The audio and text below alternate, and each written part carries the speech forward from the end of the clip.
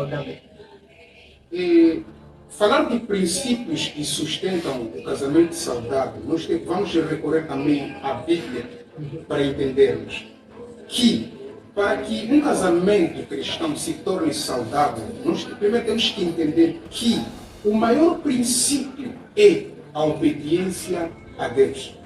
É um dos primeiros princípios que faz com que o casamento se torne saudável, porque nós temos que entender que casamento não é algo feito da vontade só do homem. O casamento é algo que é constituído por Deus. Primeiro vem da vontade de Deus. Porque quando recorremos à Bíblia no livro de Gênesis, nós entendemos no Gênesis 2 que a Bíblia diz que quando Deus fez tudo no jardim do Éden, Deus fez o homem.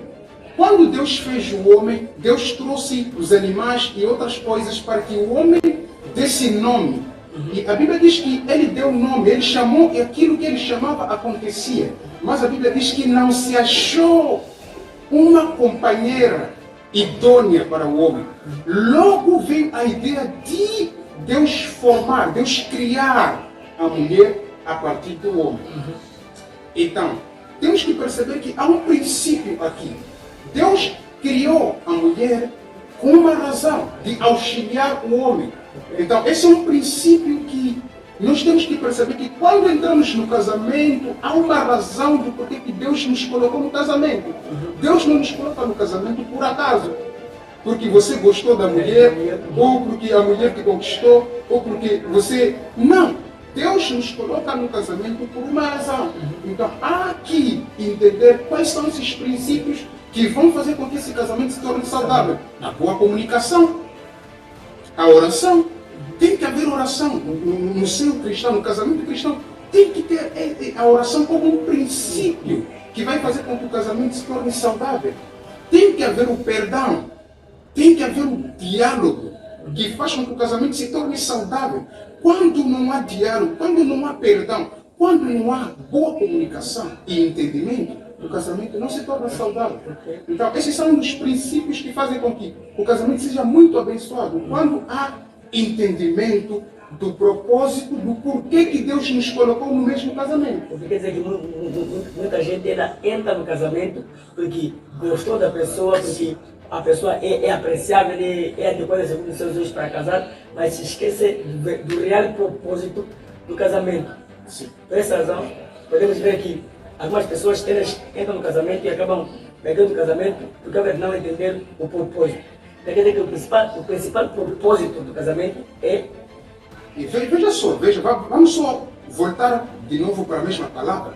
Vamos entender uma coisa. A Bíblia diz que quando Deus criou Eva com um propósito de auxiliar o trabalho que estava na vida de Adão.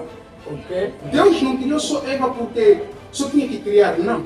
A Bíblia diz no Gênesis 1 que formou macho e fêmea, mas Deus só trouxe Eva quando viu que Adão estava só. Mas nesse contexto estava só. Em que contexto Adão estava só? Porque muita gente contextualiza essa palavra, agora estava só. Essa palavra Adão estava só. Vamos tentar entender essa palavra. Okay. Eu vou falar isso em que sentido? Primeiro temos que perceber, Adão estava só porque Adão tinha necessidade do que lhe faltava, do que foi criado no princípio da criação do mundo. A Bíblia diz que Deus fez macho e fêmea. Então, quando Adão foi feito e Adão estava ali no jardim, Adão fazia tudo, mas há uma coisa que faltava na vida de Adão. É aquilo que Deus já tinha feito desde o princípio e ainda não tinha se manifestado. O que quer dizer? Que há muita gente que é abençoado, mas quando a bênção não se manifesta, ele necessita, o espírito dele em si só necessita aquilo que Deus já prometeu, aquilo que Deus já derramou na vida dele, mas ainda não se manifestou. Ele sente que está faltando alguma coisa. Ainda falta alguma coisa. Por isso que quando Adão nomeou os animais, ele chamava as coisas aconteciam, mesmo assim, algo dentro de Adão faltava, algo lhe deixava triste, algo lhe deixava ainda pensativo. E isso preocupou Deus. Por isso que a Bíblia diz que Deus viu que Adão estava só. Então nasceu um propósito da parte de Deus. Deus já tinha abençoado Adão. E Deus falou para Adão: vá, cultive a terra, guarda, lavra a terra, prepara, guarda, faz. Havia um trabalho que Deus já tinha dado a Adão. Mas quando Adão praticava, Adão fazia, obedecia a Deus, algo faltava em Adão. Por isso que Deus olhou para Adão e viu que não, falta-lhe uma ajudadora que lhe seja idônea. Então, há um propósito que Eva tem que perceber. Eva não entrou no casamento por acaso. Eva não entrou por acaso. Entrou porque tinha que auxiliar o trabalho de Adão. Então, Eva, quando entrou no casamento, Eva não poderia ir fazer o trabalho da cabeça dela, não. Havia um trabalho que Eva tinha que entender. Amor, marido, qual é o trabalho, qual é o propósito que está na tua vida que Deus colocou? Então, esse trabalho que Eva tinha que auxiliar. Ok, não quer dizer que